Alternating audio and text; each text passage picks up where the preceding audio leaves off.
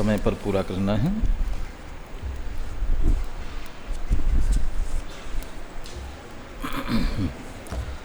सावधान।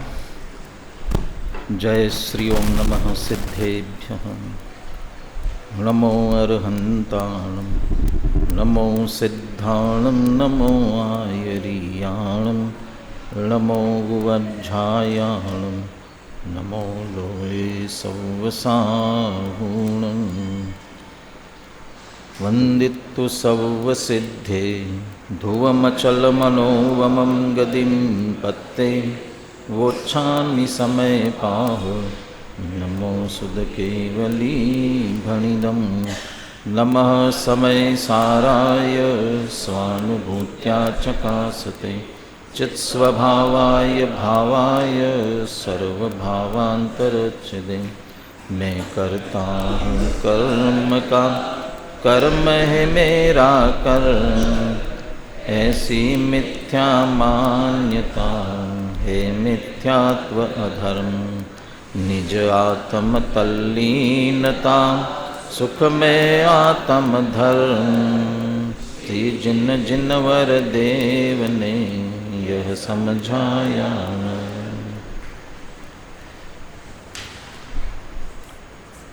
समय सार कर्ता कर्म अधिकार 69-70 गाथा पर अपनी चर्चा चल रही है।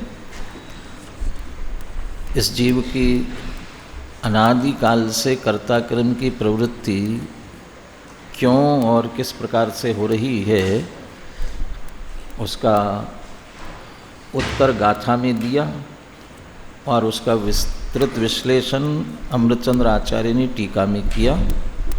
संक्षेप में गाथा के अनुसार कहे, आत्मा और आश्रव में भेद न जानने के कारण से, विशेष अंतर न जानने के कारण से, जैसे ज्ञान में निसंग प्रवर्तन करता है, आत्मपने प्रवर्तन करता है, स्वभाव मान करके प्रवर्तन करता है, क्रोधादि में भी वैसे ही आत्मपने स्वभाव मान करके निसंग प्रवर्तन करता है।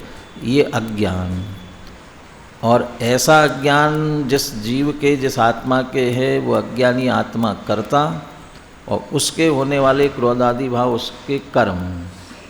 ये अनादि से अज्ञान से होने वाली कर्ता कर्म की प्रवृत्ति चली आ रही है। चूँकि क्रोध परिणाम को निमित्त करके पौद्गलिक कर्म संचित होता है, ये कहा। यद्यपि क्रोधादि परिणाम को निमित्त करके पौद्गलिक कर्म स्वयं संचय को प्राप्त होता है, ऐसा कहा, लेकिन क्रोधादि कर्म परिणाम, क्रोधादि परिणाम को निमित्त बनाकर अकेला इतना भाव नहीं है। कौन से क्रोधादि परिणाम? तो उसमें ले तमेव, मूल संस्कृत में तमेव है, और नीचे हिंदी में भी उसी लिखा होगा जरूर। 138 पेज पर मैं नीचे नीचे पैराग्राफ पढ़ रहा हूँ। इस प्रकार अपने अज्ञान के कारण कर्ता कर्म भाव से क्रोधादि में प्रवर्तमान इस आत्मा के क्रोधादि की प्रवृत्ति रूप परिणाम को निमित्त मात्र करके,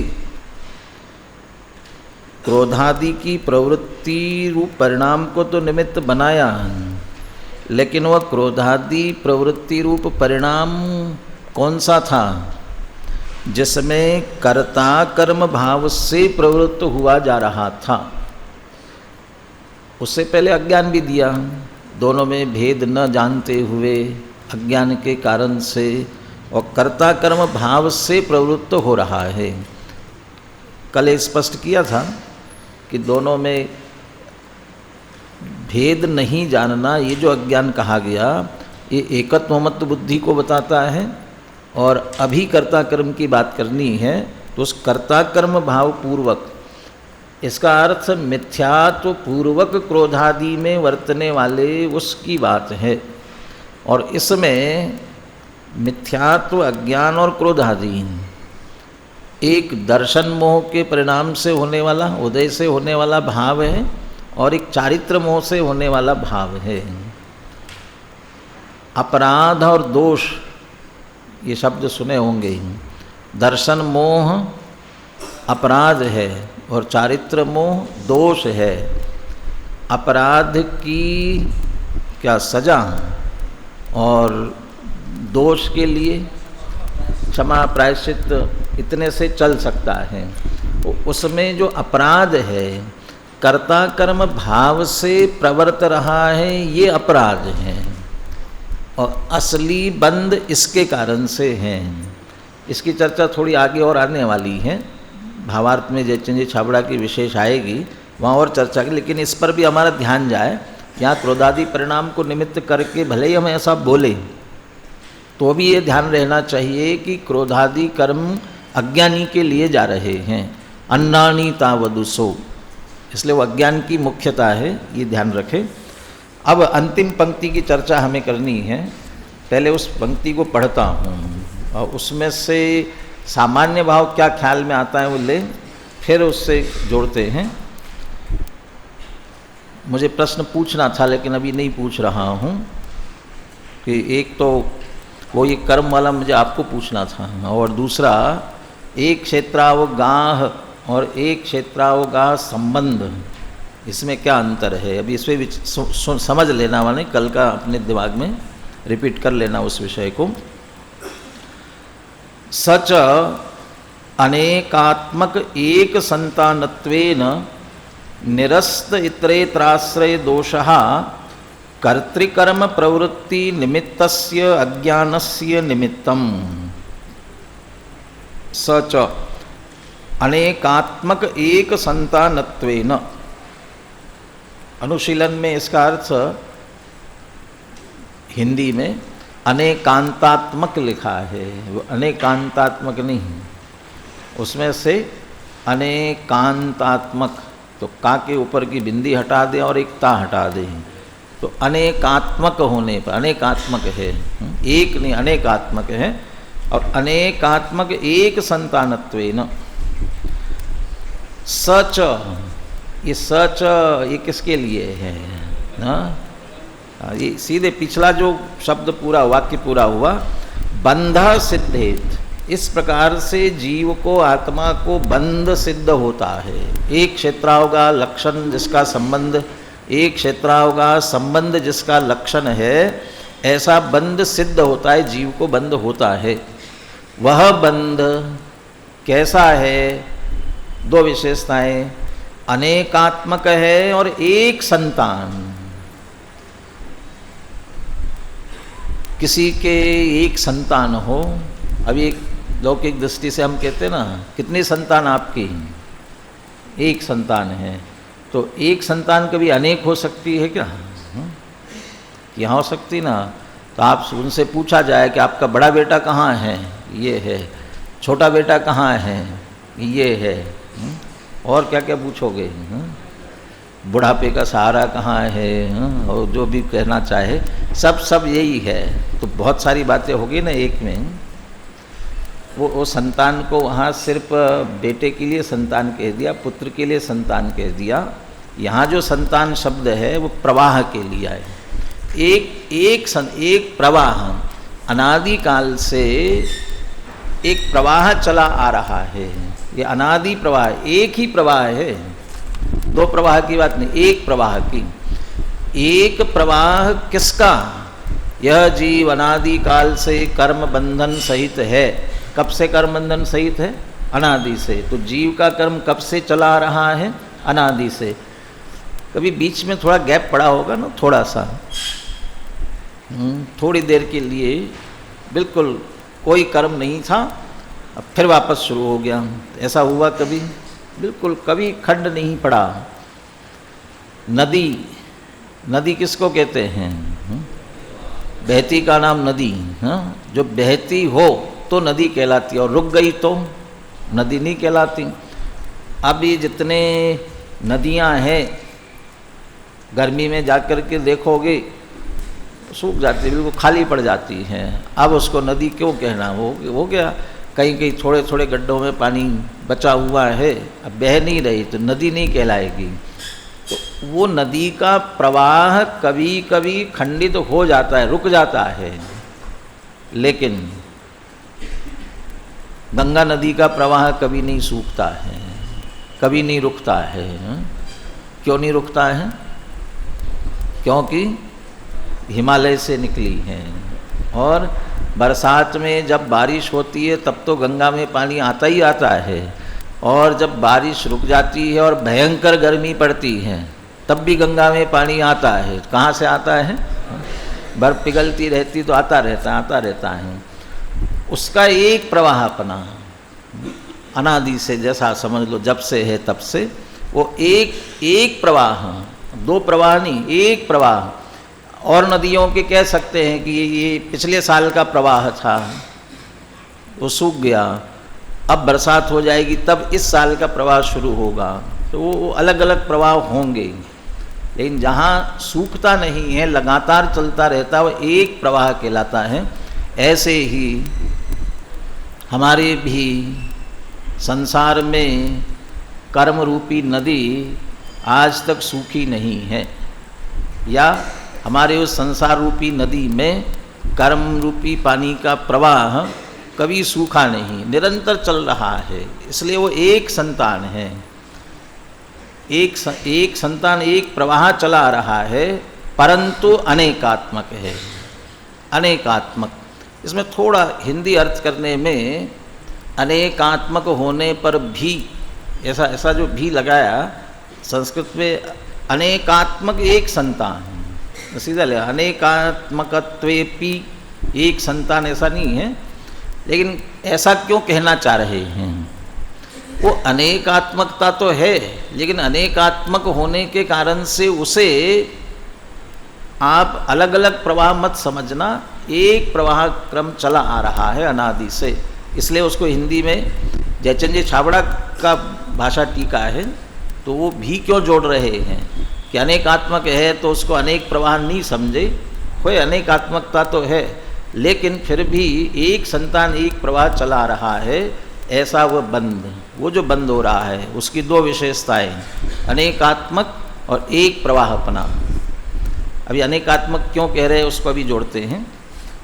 निरस्त इतरेतराश्रय दोषः, जिसमें से इतरेतराश्रय दोष निरस्त हो गया है। अमृतचंद्र आचार्य कह रहे हैं कि समय सार की टीका पढ़ रहे हैं, उनको ये बताने की ज़रूरत नहीं है कि यहाँ इतरेतराश्रय दोष कैसे आ गया, उनने तो लिख दिया। इसमें से इतरेतराश्रय दोष निरस्त हुआ है, इस बंध में इतरेतराश्रय दोष नहीं आता है, वो कह दिया उन्होंने। प्रबुद्ध पाठक समझ करके उन्होंने कह दिया, लिख दिया।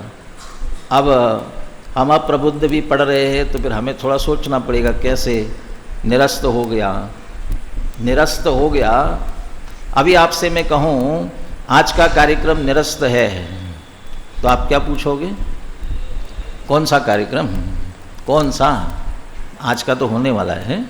लेकिन कभी मैं अचानक आपसे कहूँ कि आज का कार्यक्रम निरस्त है, तो आप पूछो कौन सा कार्यक्रम? तो कोई नहीं। तो जब कोई कार्यक्रम नहीं है तो निरस्त कैसा?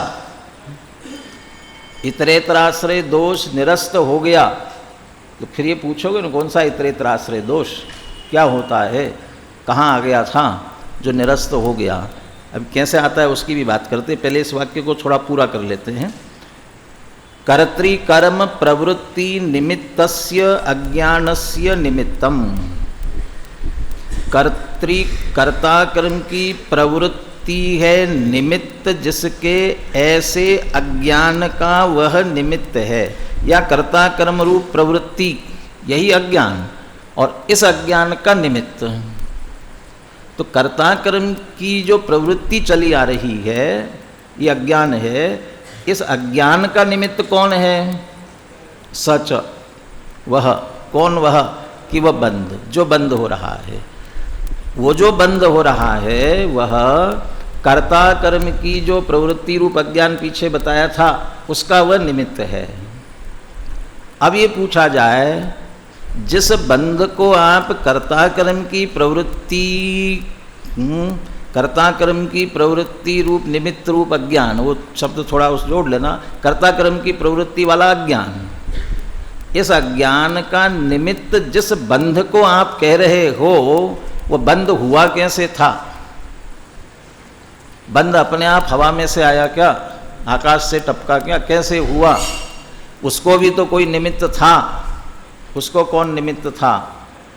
तो पहले कहा था कर्ता कर्म की प्रवृत्ति करा आ रहा है ना, यम एवं यम अनादिर अज्ञानज कर्ता कर्म प्रवृत्ति। ये अज्ञानी की अनादि काल की कर्ता कर्म की प्रवृत्ति चली आ रही है और इस कर्ता कर्म की प्रवृत्ति के कारण से उसे बंद हो रहा है। अंतिम पंक्ति में ये कह रहे हैं वो जो कर्ता कर्म की प्रवृत्ति के निमित्त से बंद हो रहा है ना, उस कर्ता कर्म की प्रवृत्ति वाले अज्ञान का निमित्त कौन था, कौन है? के लिए बंद है। अब ये अब इतरेतराश्रय दोष खड़ा हो गया। आप कह रहे हो कि हम कर्ता कर्म की अनादिकालीन प्रवृत्ति करते आ रहे हैं, उससे तो बंद हुआ है, और अब कह रहे हो उस कर्ता कर्म की प्रवृत्ति रूप निमित्त अज्ञान का निमित्त कौन है कि बंद है। तो आप कह रहे प्रवृत्ति अज्ञान से बंद हो रहा था और अब कह रहे हो अज्ञान कैसे हुआ कि बंद से अज्ञान हुआ।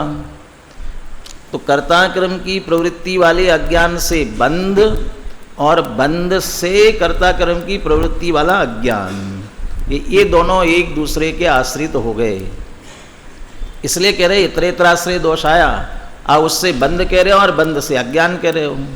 आपने पहले समझाया अज्ञान से बंद होता है और अब कह रहे हैं कि वह बंद उस अज्ञान का निमित्त है। तो ये एक दूसरे के परस्पर आश्रित हुए। सेकेंड ईयर फाइनल वालों ने अनुशीलन पढ़ लिया होगा, उन्हें तो इतरेतराश्रय दोष ख्याल में आ गया होगा। जो भी दो बातें एक दूसरे के आश्रित होती हैं, एक दूसरे के आश्रित हो, उनमें परस्पर इतरेतराश्रय दोष आता है। परस्पर आश्रित ऐसे यदि एक को हटा लिया जाए तो दूसरा भी हट जाए, इतना एक के दूसरे के ऊपर आश्रित हो जाए, तो ये इतरेतराश्रय। अभी ये शास्त्र, ये माइक, ये सब किसके आश्रित हैं? ये टेबल के आश्रित है। और टेबल किसके आश्रित है? ये इधर मंच के आश्रित है। मंच किसके आश्रित है? जमीन के आश्रित है। अब ज़्यादा नीचे नहीं जाते हैं अपन, लेकिन इसमें इतरेतराश्रय दोष नहीं है। कैसे इतरेतराश्रय? अभी कहा था कि एक हटा लिया जाए तो दूसरा भी नष्ट हो जाए। अभी मैं टेबल हटाऊंगा तो शास्त्र गिरेंगे कि नहीं गिरेंगे? गिरेंगे। तो आप टेबल हटाओगे तो गिरेंगे ना, तो हो गए ना। ये तो इस तरफ से तो है, क्योंकि टेबल के आश्रित शास्त्र तो है, लेकिन शास्त्र के आश्रित टेबल नहीं है। हम शास्त्र हटा लेते हैं, रोज जिनवानी विनय करके जिनवानी को विराजमान कर देते हैं, टेबल वहीं के भी रहती हैं। यदि एक दूसरे के आश्रित होते तो हम जैसे ही इसको हटाते शास्त्र, तो टेबल भी हटती हैं, टेबल भी गिर जाती हैं, क्योंकि इतरेतर आश्रित नहीं है। दादा प्रैक्टिकल करके दिखाते हैं, देखा होगा ना। दो शास्त्र ऐसे लगा दिए एक दूसरे से, कोई भी चीज़ें ऐसे एक दूसरे को लगा दिया, अब वो एक दूसरे से जो टिके हुए हैं, इसमें से आपने एक हटाया तो क्या होगा? दूसरा भी गिरेगा। वे जो एक दूसरे के आश्रित है उनमें इतरेतराश्रय दोष आएगा। दो नाम और दिए इसे, अन्योन्याश्रय और परस्पर आश्रय। अन्योन्याश्रय, परस्पर आश्रय। सरल उदाहरण बहुत अच्छी तरह से सबको ध्यान में भी है। कोई आकर के आपसे पूछे, वो पहले के उदाहरण उसी शब्दों में कहता हूँ, और उसी शब्दों में क्यों कह रहा हूँ वो भी बता देता हूँ। किसी ने आकर के पूछा कि साहब फलाने फलाने साहब का घर कहाँ है? कि पोस्ट ऑफिस के सामने हैं। पोस्ट ऑफिस कहाँ है? उनके घर के सामने हैं। दोनों कहाँ है? आमने सामने हैं। अब आप क्या अर्थ निकालोगे? समझ जाओगे? अरे क्या किससे मूर्ख से पूछा कहेंगे। एक का परिचय दूसरे से दिया, फिर दूसरे का परिचय और बता करके देना चाहिए था, गली से एक और किसी बात से देता, लेकिन उसने दिया। अच्छा ये बात गलत है क्या? फलाने फलाने का मकान कहाँ कि पोस्ट ऑफिस के सामने। फिर आपने पूछा उनका मकान कहाँ है कि पोस्ट ऑफिस के सामने। उत्तर गलत है क्या? उत्तर तो सही है। फिर इतरेतर आश्रय क्यों कह रहे हो? क्योंकि हम जो निर्णय निकालना चाह रहे हो हमारा निर्णय नहीं निकल पा रहा है ना, हमें तो दोनों ही परिचित नहीं हैं, तो वो हम एक दूसरे के आश्रित हो गए, एक दूसरे के आश्रित उत्तर दिया गया, तो इससे काम नहीं चलेगा।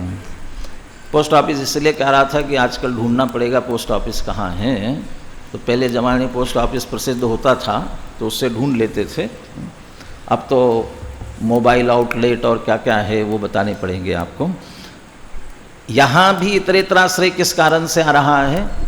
आपने अभी अभी स्पष्ट किया था कर्ता कर्म की प्रवृत्ति वाले अज्ञान से इस प्रकार से बंद होता है, और अब कह रहे हो कि वो जो अज्ञान था ना उसका निमित्त बंद है। तो ये एक दूसरे के आश्रित हो गए, अज्ञान से बंद और बंद से अज्ञान, तो ये एक दूसरे के आश्रित हो गए ना। इसका ये उत्तर दिया है कि नहीं, सच अनेकात्मक, एक नहीं है। जिस बंध की सबंधः सिद्धेत, वो एक, आगे जो हम परस्पर निमित्त कह रहे हैं वो एक बंध की बात नहीं है। तो फिर कितने कि अनेक, अनेक में कितने कि पहले समझने के लिए दो, और वैसे फिर एक संतान होने के कारण से अनेक। पहले समझने के लिए दो कौन से? पहले हमें अज्ञान हुआ और अज्ञान के कारण से हमको बंध हुआ। तो कहीं से शुरुआत करेंगे। तो अज्ञान हुआ और अज्ञान के कारण से बंध हुआ। तो अज्ञान से जो बंध हो रहा है कर्मों का, ये बंध नया है, नया बंध हुआ, नए कर्म आए हैं। वो अज्ञान आया था वो अपने आप हवा में से हुआ था क्या? उसके लिए भी कोई निमित्त था कि वो बंध निमित्त था? ये कौन सा बंध था? कि वो पहले का था, अभी का नहीं था। अभी जो कर्म बंध रहे हैं वे तो नए आ रहे हैं, वे तो तत्काल निमित्त बन ही नहीं सकते हैं। अभी अभी जो आए हैं वे तत्काल निमित्त नहीं बन सकते। क्यों नहीं बन सकते? क्योंकि करणानियोग, करणानियोग क्या? कर्म की व्यवस्था का ये नियम है, आबादा काल छोड़कर उदय में आते हैं, तो निमित्त नहीं बन सकते।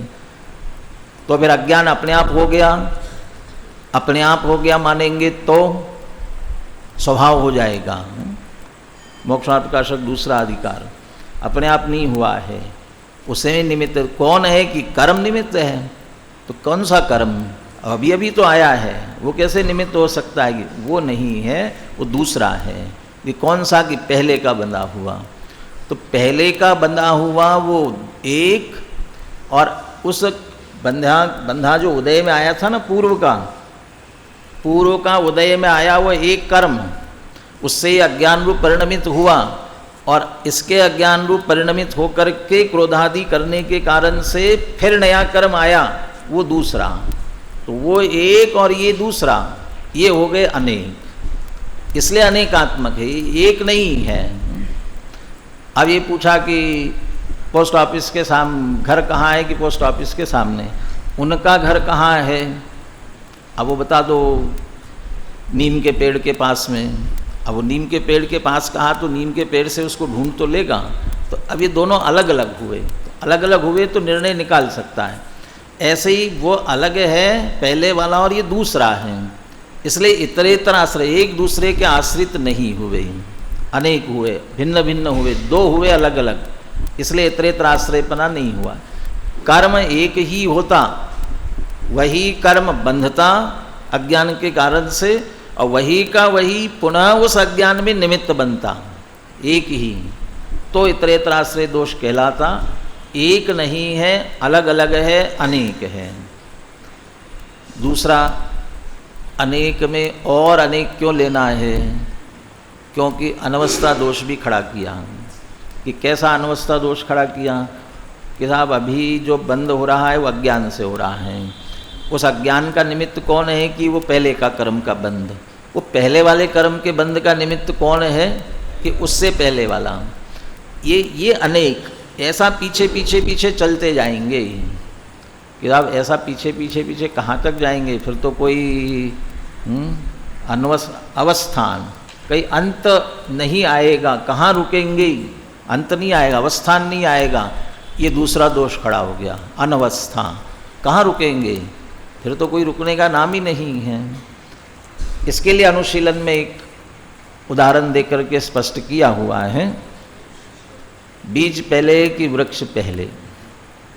बीज से वृक्ष होता है, वृक्ष से बीज आता है। यहाँ भी दोनों दोष है, इतरेतराश्रय भी और अनवस्था भी। बीज से वृक्ष की वृक्ष से बीज, बताओ किससे, कौन किससे, आप किसी से भी कहो। ये बीज कहाँ से आया कि इस वृक्ष से आया। वृक्ष कहाँ से हुआ, बना, मैंने पैदा हुआ, समझो कहाँ से आया, ये बीज से हुआ। तो कौन किससे, ये परस्पर एक दूसरे से। बीज से वृक्ष, वृक्ष से बीज, तो ये तो इतरेतराश्रय हो गया।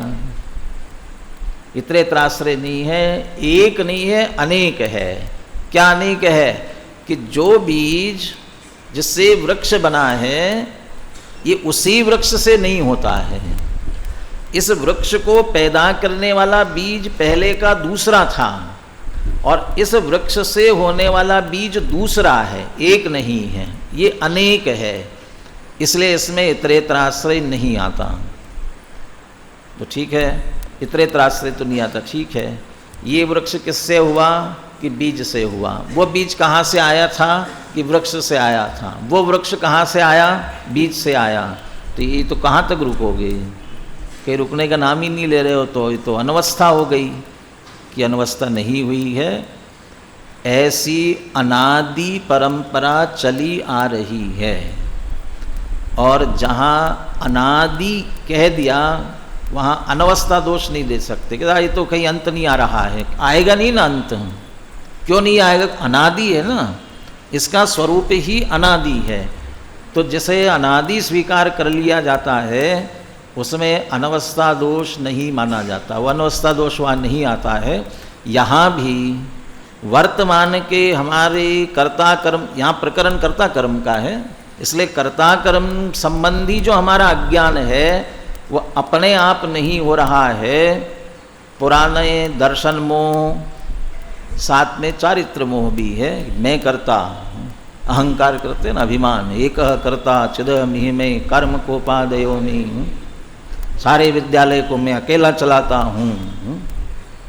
पहले तो चलाता हूँ ये भ्रम करते हो, अब मैं चलाता हूँ ये अहम करते हूँ, तो ये मान करते हो, अभिमान करते हो। तो दर्शन मोह मिथ्यात्व भी और साथ में चारित्र मोह जनित मान भी।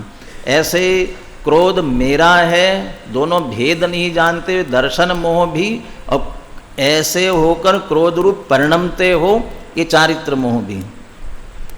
ये जो हमारे दर्शन मोह जनित दोनों में भेद न जानने वाला अज्ञान और ऐसे अज्ञान सहित क्रोध में प्रवृत्ति होने वाला क्रोध, ये अपने आप नहीं हुआ है, अचानक नहीं हुआ है, बिना किसी निमित्त के नहीं हुआ है।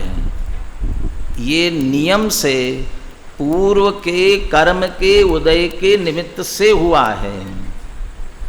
इसीलिए मैंने टोडरमल जी का याद किया था, दूसरे अधिकार का पढ़ोगे अभी आप आगे चलकर। राग पहले कि कर्म का बंध पहले, राग से बंध, बंध से राग, कौन पहले कौन, वहाँ भी यही बात ली। ये अनादि कर्म बंधन सहित है। तो अनादि वाला कर्म बंध भी अपने आप हुआ क्या कि राग से हुआ, राग अपने आप हुआ कि नहीं कर्म से हुआ, ये भी वहाँ भी परस्पर है, अनवस्था है। तो कहते राग अपने आप नहीं होता। यदि राग को अपने आप स्वीकार किया तो स्वभाव हो जाएगा। ऐसे ही अज्ञान, यहाँ जो कर्ता कर्म की प्रवृत्ति का अज्ञान और क्रोध, इसे बिना कर्म के निमित्त के स्वीकार किया तो स्वभाव हो जाएगा। स्वभाव कभी भी पुनः बंध का कारण नहीं होता। स्वभाव कभी भी पुनः बंध का कारण नहीं होता। यदि स्वभाव बंध का कारण होगा तो फिर बंध से निवृत्त कैसे होंगे। इसलिए वो स्वभाव नहीं है, कर्म के उदय से हुआ अज्ञान है। तो फिर वो अज्ञान जो हो रहा था वो कर्म से हुआ था। कर्म कहाँ से आए थे, उससे पहले अज्ञान था। वो अज्ञान कहाँ से आया था कि उससे पहले कर्म था, तो फिर यह अनवस्था आ जाएगी ना। पहले नहीं, यह अनवस्था नहीं आती है क्योंकि इसे अनादि स्वीकार किया है। ये क्रम जो है अज्ञान से बंध, बंध से अज्ञान, अज्ञान से बंध, बंध से अज्ञान, ये अनादि एक संतानत्वेन, ये एक संतान, एक प्रवाह चला आ रहा है अनादि से। ऐसा एक प्रवाह अपना स्वीकार करने से इसमें से अनवस्था दोष भी चला गया है। इस तरह अनेकात्मक एक संतानत्वेन निरस्तर इतरेतराश्रय दोषः, वह बंध जिसमें से अनेकात्मक होने के कारण से परस्पर आश्रित भी नहीं है और एक संतान होने के कारण से अनवस्था भी नहीं है, वह बंध जो है कर्ता कर्म की प्रवृत्ति निमित्त जो अज्ञान है उसका वह निमित्त बनता है। अपन पीछे पीछे जा रहे हैं, आगे चलो। अभी जो हमने अज्ञान किया इससे बंध हुआ, इस बंध से अज्ञान होगा ना कि हाँ होगा, कौन सा? अभी जो किया वो, अरे वो तो गया, तो फिर कौन सा होगा? फिर आगे का होगा। फिर उसके बाद क्या होगा कि उसके बाद फिर कर्म बंधेगा, फिर क्या होगा? ये कहानी कभी ख़त्म नहीं होगी। फिर फुरफुर वाली है ना, दादा सुनाते कहानी है, कभी ख़त्म न होने वाली कहानी। पीछे कभी कहानी कदाचित ख़त्म नहीं हो सकती है, लेकिन आगे ख़त्म की जा सकती है। क्यों? क्योंकि इसमें से कर्म को रोकना हमारे हाथ में नहीं है, लेकिन अज्ञान को रोकना हमारे हाथ में है। ये जो अज्ञान हो रहा है ना, ये हम कर रहे हैं, हम विपरीतता कर रहे हैं। क्रोध और आश्रव, आत्मा और आश्रव में भेद नहीं जानने वाला अज्ञान हम कर रहे हैं, कर्म करा नहीं रहा है, वो तो निमित्त बन रहा है। यदि उसके उदय पे निमित्त हो तो भी हम अपने बुद्धि विवेक को जागृत रखें और बुद्धि विवेक को जागृत रख करके दोनों में भेद जाने। आगे आगे वही बात आने वाली है। जब ये जानेगा तो इसे बंद नहीं होगा, तो बंद नहीं हुआ तो क्यों नहीं हुआ? ये तो चला रहा था ना, वो जो अज्ञान था वो उसे रोका गया। कर्म को रोकना आपके हाथ में नहीं है, वो हमारी चीज़ नहीं है, उसमें बस हमारा नहीं चलता, लेकिन हमारे अज्ञान पर चलता है। इसलिए जितना उपदेश दिया वह सब भेद विज्ञान का दिया, जो अपने हाथ में स्वसन्मुखता का दिया, जो हम कर सकते हैं। इसकी एक चर्चा और लेकर के बात करते हैं। अभी है ना समय, अभी नहीं आए ना। एक प्रकरण जो प्रश्न भी दिया आपको अंतिम, उसकी चर्चा करते। अनुशीलन निकाल लीजिए। वैसे गुरुदेव के उद्धरण को भी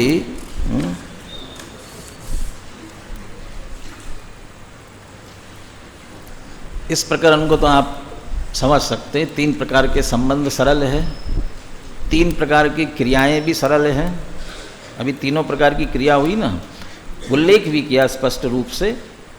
पहले तो ज्ञान का निषेध नहीं किया गया है, ज्ञान निषिद्ध नहीं है। क्यों निषिद्ध नहीं है? स्वभावभूत क्रिया होने से। अब क्रोध का निषेध किया गया है। क्यों निषेध किया? परभावभूत क्रिया होने से। परभाव को यहाँ विभाव लिखा, तो वो क्रोध जितने भी विकार है वे परद्रव्य के आश्रय होते हैं, वो सब विभाव की क्रिया। और तीसरी कि जब ये जीव इस तरह से विकार रूप परिणमित होता है तो कर्म स्वयमेव आकर के संचित होता है। ये तीसरी क्रिया है। और तीसरी जो क्रिया है वो परद्रव्य की क्रिया है। कर्म का आना, शरीर मिलना, देह, इसमें देह मन वाणी सब लिखा हुआ है, ये सभी है, ये परद्रव्य की क्रिया है। दूसरा एक प्रकरण गुरुदेव के इसमें है, ये आत्मा जानता है, जानने रूप परिणमता है, जिसका निषेध नहीं किया। क्रोध करता है तो कहाँ कर्ता कर्म की प्रवृत्ति का अज्ञान है, और जानता है तो क्या कर रहा है? जान रहा है। तो जान रहा है तो जानना भी क्रिया है ना, और उसका भी तो कर्ता हुआ ना, कि वहाँ कर्ता कर्म नहीं है। वो ज्ञान क्रिया तो स्वभाव है, तो जानना जानना सहज है। और वो जब ज्ञान क्रिया का कर्ता बनता है उसमें तीनों आ जाते हैं, द्रव्य गुण और पर्याय। आत्मा जानता है तो आत्मा ने जाना, द्रव्य आ गया। किससे जाना? कि ज्ञान से जाना। क्या किया? कि जाना, तो वो पर्याय हुई। इस तरह द्रव्य गुण पर्याय की स्थिति भी इसमें सिद्ध की गई है। अंतिम प्रश्न पर आइए सीधे 13 नंबर पेज पर। कहले जो आत्मा और आश्रव को भिन्न भिन्न जान लेता है उसके बंध का निरोध हो जाता है। तो हो गया ना, जान लिया तो निरोध हो गया। कहते हैं अकेले भिन्न भिन्न जानने से काम नहीं चलेगा। अभी विलम्ब हो जाएगा इसलिए मैं कल लेंगे इसको, मूल उद्धरण कल ले लेंगे, सिर्फ संक्षेप चर्चा इतनी करते हैं। जैन दर्शन के भेद विज्ञान की क्या विषय, बल्कि भेद विज्ञान किसे कहते हैं। दादा बहुत सी बातों की तरफ हमारा ध्यान आकर्षित करते हैं, फिर भी हम भूल जाते हैं, तो बार बार कहते हैं। हमारी भी जिम्मेदारी आपको बार बार बताएं। क्या है भेद विज्ञान? देह और आत्मा को भिन्न भिन्न जानना। हो गया ना भेद विज्ञान। देह भिन्न है, आत्मा भिन्न है, हो गया ना भेद विज्ञान। आत्मा और इसको भिन्न भिन्न जान लिया, ऐसा नहीं है, इतना भेद विज्ञान नहीं है। देह और आत्मा को भिन्न भिन्न जानने के बाद उसमें से देह से दृष्टि हटानी है और ये आत्मा मैं हूँ ऐसी दृष्टि करनी है। ऐसा करेगा तो वास्तविक भेद विज्ञान है। ऐसे यहाँ अकेला आत्मा और आश्रव को भिन्न भिन्न जानना मात्र नहीं है, उसमें से जो अपने को जानना है, आत्मा को जानना है, वह स्वसंवेदन ज्ञान के बल से जानना है। तो स्वसंवेदन ज्ञान के बल से जानते हैं। ये जो आत्मा का अनुभव है वास्तव में इससे बंध का निरोध होता है। अगला प्रकरण भी बंध का निरोध कैसे होता है, फिर ज्ञान मात्र से बंध का निरोध कैसे होता है, ये क्रमशः सारे प्रकरण आ रहे हैं, उसकी चर्चा अपन आगे करेंगे।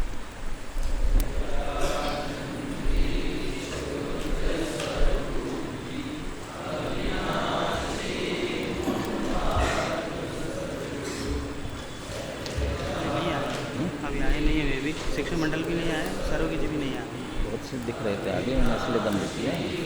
गाड़ियाँ बहुत दिख रही थी।